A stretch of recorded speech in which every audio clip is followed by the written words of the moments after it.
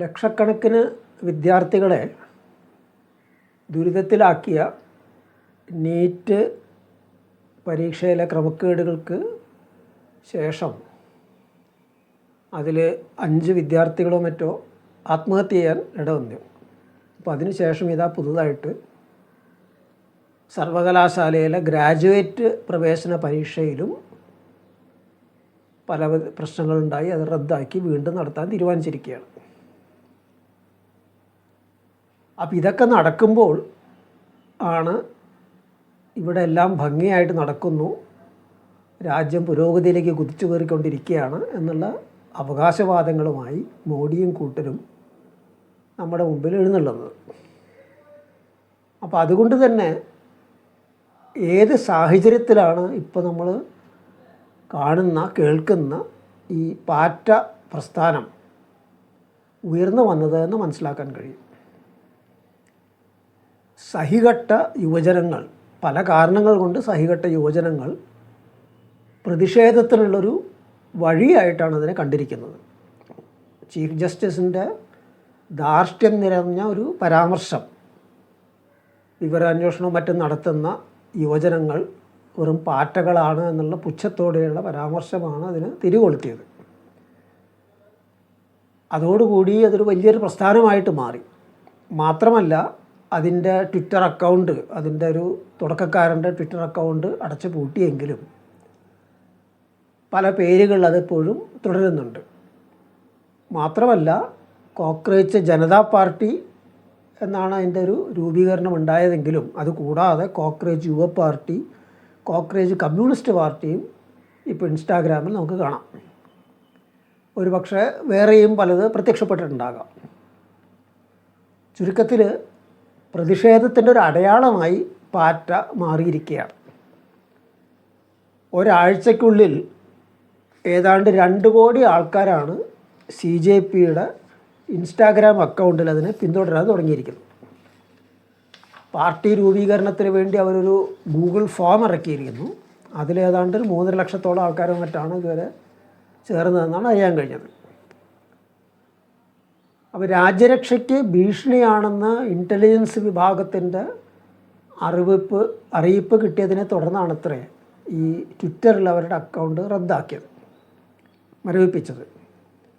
അപ്പോൾ ആരെങ്കിലും ഏതെങ്കിലും സാമൂഹ്യ മാധ്യമത്തിൽ എന്തെങ്കിലും കുറിച്ചിട്ട് കഴിഞ്ഞാൽ അതിനെ കുറേ അധികം ആൾക്കാർ പിന്തുണച്ച് കഴിഞ്ഞാൽ ദുർബലമാകുന്ന ഒരു രാജ്യരക്ഷ എത്ര അപഹാസ്യമായൊരവസ്ഥയാണെന്ന് ആലോചിച്ച് നോക്കൂ. സ്വയം തങ്ങളുടെ കഴിവുകേടിനെ വിളിച്ച് പറയുകയല്ലേ ചെയ്യുന്നത്. അപ്പോൾ ഇത്തരം നിയമപരമായ നീക്കങ്ങൾ കൂടാതെ ഇതിനെ അടച്ചുപൂട്ടാനായിട്ട് വേറെയും ഒരു നീക്കം നടന്നിട്ടുണ്ട്.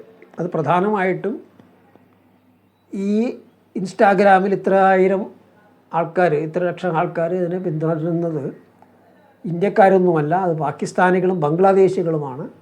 അപ്പോൾ ഇതൊരു വിദേശ ഗൂഢാലോചനയാണ്. ഇതിൻ്റെ ഉപജ്ഞാതാവായിട്ട് നേതൃത്വം കൊടുക്കുന്ന വ്യക്തി അമേരിക്കയിലാണ് താമസം എന്നൊക്കെയുള്ള ഇതിലെന്തോ ഒരു വിദേശ കൈയുണ്ട് എന്നൊരു സംഭവമായിട്ടാണ് ഇപ്പോൾ വന്നിരിക്കുന്നത്.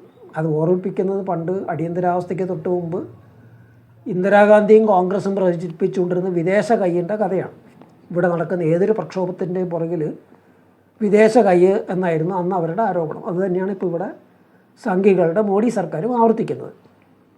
പക്ഷേ ഇന്ന് ഈ പറയുന്ന വിഷയം വസ്തുതാപരമായിട്ട് പരിശോധിക്കാൻ കഴിയും. ഇൻസ്റ്റാഗ്രാമിൽ യഥാർത്ഥത്തിൽ എവിടെ നിന്നാണ് ഇതിനെ പിന്തുണച്ചിരിക്കുന്നത് നോക്കുമ്പോൾ 90% ഇന്ത്യയിൽ നിന്ന് തന്നെയാണ് വന്നേക്കുന്നതെന്ന് വ്യക്തമാണ്.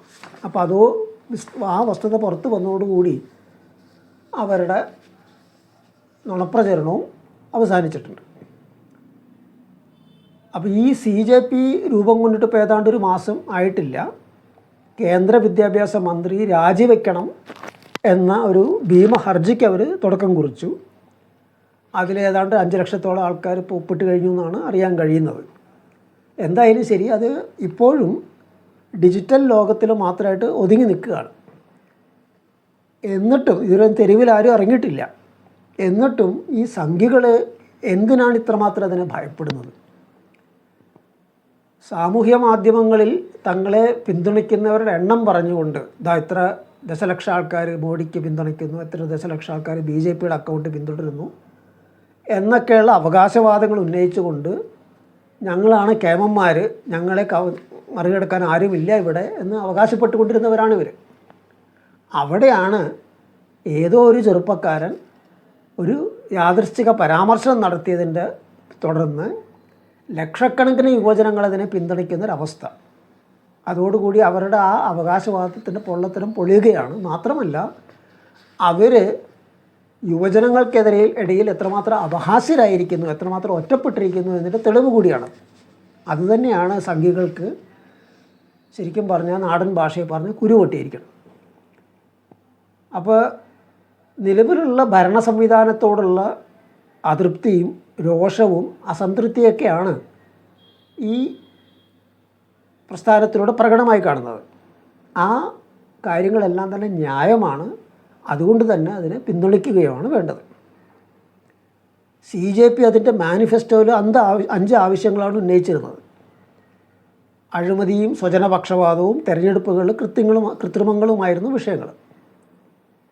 അതുകൂടാതെ ഇപ്പോൾ ചുറ്റും കാണുന്ന അധികാരികളുടെ കെടുകാര്യസ്ഥത, മലിനീകരണം, ആദിവാസികൾ, ദളിതർ, സ്ത്രീകൾ, കർഷകർ എന്നിവരെല്ലാം നേരിടുന്ന പ്രശ്നങ്ങൾ, ഇതിനെക്കുറിച്ചെല്ലാമുള്ള വീഡിയോകൾ എടുത്ത് സാമൂഹ്യ മാധ്യമങ്ങളിലിടണം എന്ന് അതൊരു ആഹ്വാനം നൽകിയിട്ടുണ്ട്.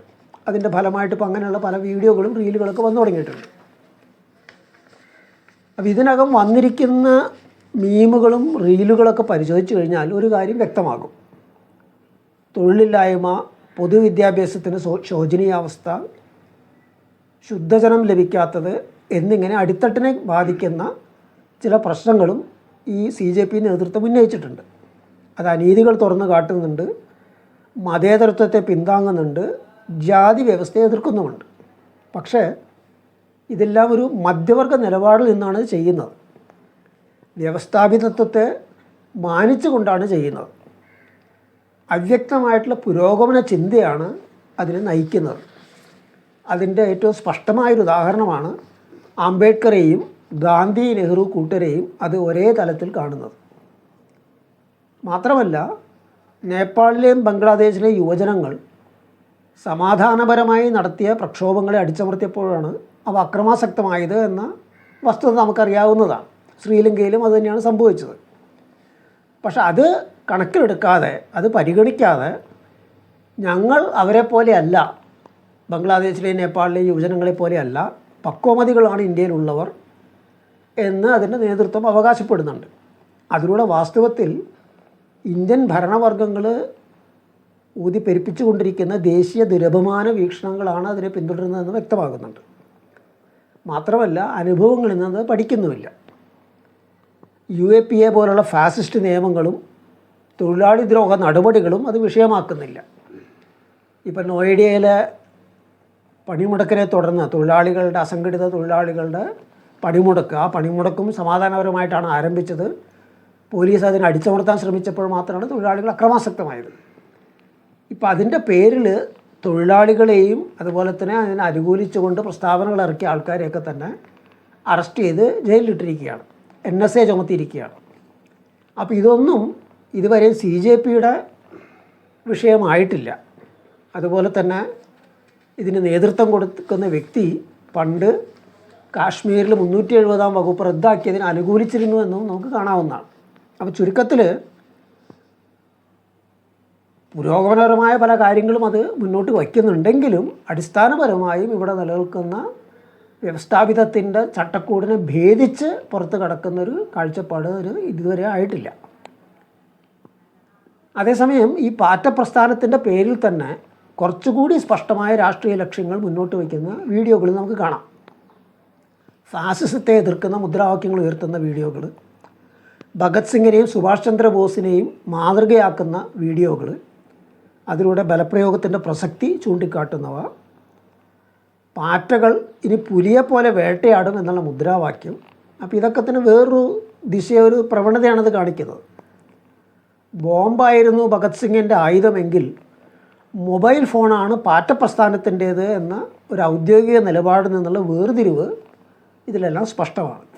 അഥവാ ഒന്നല്ല പലതാണ് പാറ്റപ്രസ്ഥാനം നമ്മൾ മനസ്സിലാക്കണം. പക്ഷേ അധികാരികളോടും സാമൂഹ്യ തിന്മകളോടുമുള്ള എതിർപ്പാണ് എല്ലാവർക്കും പ്രചോദനം. അതുകൊണ്ട് അതിൽ വേർതിരിവുകൾ കാണുമ്പോൾ തന്നെ അതിൻ്റെ പൊതുവായ ജനപക്ഷ സ്വഭാവവും ഭരണവിരുദ്ധതയും നാം കണക്കിലെടുത്തേ പറ്റൂ.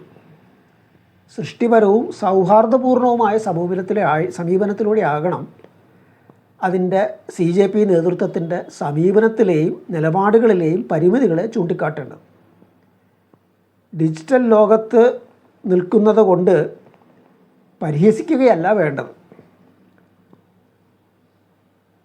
ഇന്നത്തെ കാലത്ത് ഈ ഡിജിറ്റൽ ലോകത്തിലുള്ള കാര്യങ്ങൾക്കും അതിൻ്റേതായ പ്രസക്തിയുണ്ട് എന്ന് നമ്മൾ മറക്കരുത്. ഇപ്പോൾ ഭരണാധികാരികൾ, സംഘീയ ഭരണാധികാരികൾ ഇവിടെ പ്രതികരണത്തിൽ നിന്ന് തന്നെ അത് മനസ്സിലാക്കാൻ പറ്റുമല്ലോ. അപ്പോൾ പരിഹാസത്തിന് പകരം യഥാർത്ഥ ലോകത്തിലേക്ക് ഇറങ്ങി വരണം എന്ന് അവരെ പ്രോത്സാഹിപ്പിക്കുകയാണ് വേണ്ടത്. അവസരോചിതവും പക്വവും അനുയോജ്യവും സൃഷ്ടിപരവുമാകണം ഇടപെടലുകൾ. ലക്ഷക്കണക്കിന് യുവജനങ്ങളുമായി ആശയവിനിമയം നടത്താനുള്ള അവസരമാണ് ഈ പാറ്റപ്രസ്ഥാനം സൃഷ്ടിച്ചിരിക്കുന്നത്. അതുകൊണ്ട് തന്നെ ആദിവാസികളെ കുടിയൊഴിപ്പിച്ചപ്പോൾ, മുസ്ലിങ്ങളെ തടവിലാക്കിയപ്പോൾ എന്തുകൊണ്ട് മിണ്ടിയില്ല, എന്തുകൊണ്ട് ഡിജിറ്റൽ ലോകത്ത് ഒതുങ്ങി നിൽക്കുന്നു എന്ന മട്ടിലുള്ള എതിർപ്പുകൾ അസ്ഥാനത്താണ്. ആ രീതിയിൽ ആ വിഷയത്തെ സമീപിക്കുന്നത് വിഭാഗീയമാണ്. അത് ജനപക്ഷത്തെ ദുർബലമാക്കുകയാണ് ചെയ്യുക. പാറ്റപ്രസ്ഥാനം സ്വയോത്ഭവമായ ഒന്നാണ്. അതുകൊണ്ട് കമ്മ്യൂണിസ്റ്റുകാർ അതിനെ പിന്തുണയ്ക്കരുത് എന്ന് കരുതുന്നവരുണ്ട്. സ്വയോത്ഭവതയ്ക്കെതിരെയുള്ള ലെനിൻ്റെ വിമർശനമാണ് ലെനിൻ്റെ വിമർശനം ഇതാണ് ആവശ്യപ്പെടുന്നത് എന്ന് അവർ ധരിച്ചിട്ടുണ്ട്. കമ്മ്യൂണിസ്റ്റുകാർ സ്വയോത്ഭവതയ്ക്ക് അടിപ്പെടരുത് എന്നാണ് ലെനിൻ പഠിപ്പിച്ചിട്ടുള്ളത്. പക്ഷേ ഇതും ജനങ്ങളുടെ സ്വയോത്ഭവതയും തമ്മിൽ ലെനിൻ എന്നും വേർതിരിച്ച് കണ്ടിരുന്നു നമ്മൾ മറക്കരുത്. ജനങ്ങളുടെ സ്വയോത്ഭവമായ മുന്നേറ്റങ്ങൾക്ക് കാരണമായ ചരിത്രാനുഭവങ്ങളെ, ജനങ്ങളുടെ സ്വയോത്ഭവത ഗുണപരമായ മുന്നേറ്റങ്ങൾക്ക് കാരണമായ ചരിത്രാനുഭവങ്ങളെ ലെനിൻ ചൂണ്ടിക്കാണിക്കുന്നുണ്ട്. സാർ ചക്രവർത്തിയോടുള്ള യാചനീയമായ പോയ സ്വയോത്ഭവമായ ഒരു റാലി അതിന് വിപരീതമായ വിപ്ലവ മുന്നേറ്റത്തിന് വഴിവെച്ച അനുഭവമായിരുന്നു 1905 റഷ്യൻ വിപ്ലവം. പാറ്റപ്രസ്ഥാനത്തെക്കുറിച്ചുള്ള എൻ്റെ ഇൻസ്റ്റാഗ്രാം പോസ്റ്റിൽ അധികാരത്തോടുള്ള എതിർപ്പിൻ്റെ എല്ലാ പ്രവാഹങ്ങളും വസ്തുനിഷ്ഠമായി പുത്തൻജനാധിപത്യ വിപ്ലവത്തിൻ്റെ ഭാഗമാണ് എന്നെഴുതിയത് സ്വയോത്ഭവതയ്ക്ക് കീഴ്പ്പെടുന്നതായി വിമർശിക്കപ്പെട്ടിട്ടുണ്ട്. യുവജനങ്ങളുടെ രോഷവും അസംതൃപ്തിയും പ്രകടിപ്പിക്കാനുള്ള വേദി പാറ്റപ്രസ്ഥാനം ഒരുക്കിയിട്ടുണ്ട്. സാമൂഹ്യ വിഷയങ്ങളിലേക്ക് അവരുടെ ശ്രദ്ധ ആകർഷിച്ചിരിക്കുന്നു. അത്തരം കാര്യങ്ങളിൽ പ്രതികരിക്കാൻ അവരെ പ്രേരിപ്പിക്കുന്നു. ഇതിൻ്റെയൊക്കെ ചലനക്രമം എന്താകും, ഇതേത് ദിശയിലേക്ക് നീങ്ങുമെന്ന് ഇപ്പോൾ പറയാനാവില്ല. സാമൂഹ്യ മാധ്യമങ്ങളുടെ തലത്തിനപ്പുറത്തേക്ക് അത് ചിലപ്പോൾ കടന്നില്ലെന്നും വരാം. അപ്പോഴും അതുണ്ടാക്കിയ ചലനം വ്യർത്ഥമാകില്ല. ഭരണവിമർശനത്തിൻ്റെ എതിർപ്പിൻ്റെ ചിന്തകൾ അത് അവശേഷിപ്പിക്കും. ഇതാകട്ടെ ഫലത്തിൽ വിപ്ലവോദ്യമത്തിന് സഹായകരമാവുകയും ചെയ്യും. ഇതാണ് ഞാൻ ഉദ്ദേശിച്ചത്. അപ്പോൾ ആ കോണിൽ നിന്ന് വേണം നമ്മൾ ഈ പ്രസ്ഥാനത്തെ നോക്കിക്കാണാൻ എന്നാണ് എൻ്റെ അഭിപ്രായം. യുവജനങ്ങളുടെ വലിയൊരു മുന്നേറ്റമാണത്. ഡിജിറ്റൽ ലോകത്ത് തന്നെ ശരി, പക്ഷെ അത് ആ ഡിജിറ്റൽ ലോകത്തുള്ളൊരു മുന്നേറ്റമാണ്.